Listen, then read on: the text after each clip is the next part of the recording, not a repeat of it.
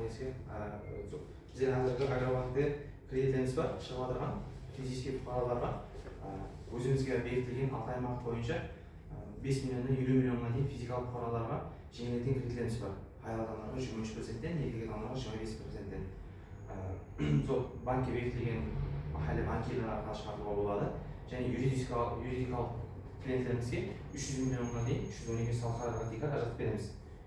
Олар бізде 5-ші тайпа болғандықтан Кегейлі районында 19% еркек адамдарға, 17% егер фирма, емаса МЧЖ-ның бастығы болса 17%-тен қай адамдарға болады.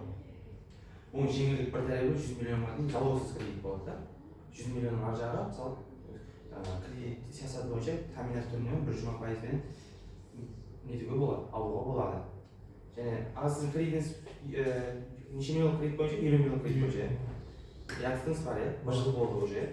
Ол кредит құжаттарыңызды бақылсақ, кредит шығарып, ажыратып береміз. Пенсионерлерге бола ма? Пенсионерлерге болмайды, себебі пенсионерлер өзін бәлдермей алады да.